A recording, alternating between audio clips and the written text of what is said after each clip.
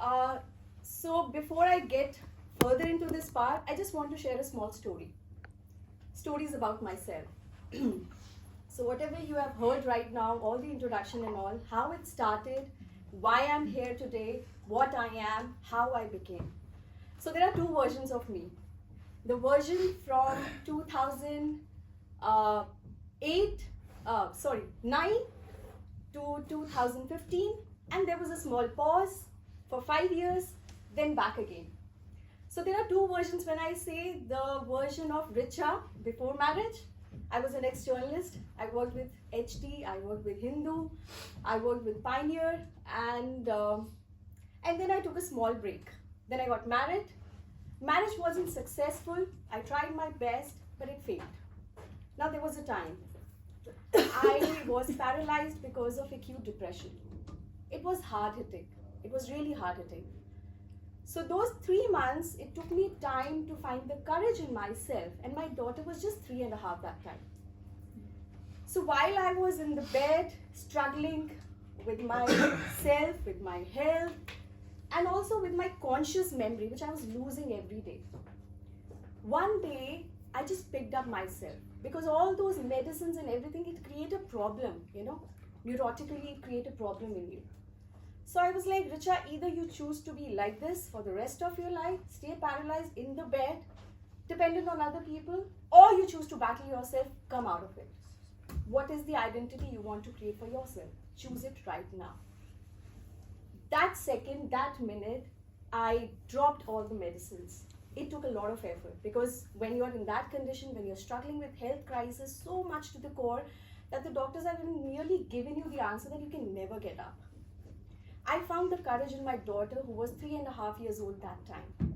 I saw her. She was so resilient, I cannot tell you.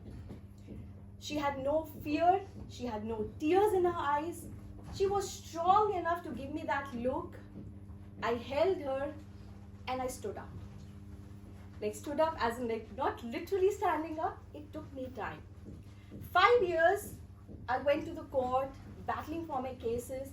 As we all know, lawyers, the profession as such, we all know how it works. I don't know law by any course or chance, not even by profession. I started learning about it. I started reading about it. Because I was like, I have to face this. This is my war. This is my case. I have a daughter. And I don't want to create a relationship with my husband, who is ex now, that, I keep on cribbing over it for the rest of my life. Yes, things didn't work out. Good enough. Whatever the reason was, whatever the battles were, I have to forgive and forget at the same time. Now, what should I do? So I was introduced to Buddhism in 2015. I started the practice. There's a word called as human revolution. It's very tough, trust me. Revolutioning yourself, forgetting and forgiving the person who have harmed you, is the most strongest thing you can ever work on. But at the same time, it's the most admirable thing you can do for yourself. I started learning my lesson. I started picking up on myself, and I realized I have this innate potential of being a healer. I started healing myself. I joined Reiki, I joined pranic healing, I started learning about crystals and all. I started healing myself. I said, now I am going to create my identity. I am going to be the beacon of hope and that phoenix who is going to make herself proud every day whenever she gets up. Now then I started my journey. And slowly, when I was healing myself, I realized that I'm a very strong psychic reader also. The clairvoyance in me. I started seeing things, and then I started practicing. Because I wanted to be my subject in the thing that I'm pursuing forward. I picked up on MA in gender. I picked up, energy healing classes. And then during the COVID time, I thought, why not to get into a life and relationship coaching? So we have all heard about Mars. Men are from Mars and women are from Venus. So they have the certification course.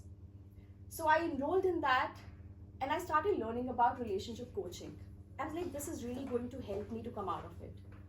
What I went through, I want to be myself that example. जो गलतियाँ शायद मुझसे हुई, या उससे हुई या जो हमारे बीच में हुई, I want to take myself as the subject and see where I can bring my learnings into the learning for the other people. And I took myself as an example. And then my journey started. Then I built up Genders Consulting. I become a gender consultant. As you rightly said, it's very difficult what we talk about genders. It's very difficult to even come out while you're celebrating Women's Day. Why not Men's Day? I'm sorry, but that is something I always think about. How men are supporting you for celebrating this day. I hope there is one day we are supporting them equally at the stage. I hope that. But besides that point, now the journey which I was on and what I am today, how I identify myself, I proudly say I'm a phoenix.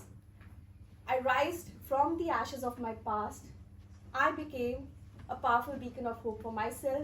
My daughter, who is just 13 years old, a Thomasite, and Thomasites are really brave, I would say that. Yeah, I have to be a bit partial. So, yeah, so now getting onto this journey where I am today, my only objective is to bring togetherness. Breaking barriers, creating togetherness, bringing people together. I'm not going to say people of sex, gender, sexuality, orientation, XYZ. I'm talking about humans. We all are humans. We all identify as individuals. We are tagged. जब हम पैदा होते हैं, the first thing that is the sex. फिर नामकरण होता है. Then तुम ये बनोगे, तुम ऐसे होगे. That is how our identity starts. पहली आइडेंटिटी हमारी खुद से है.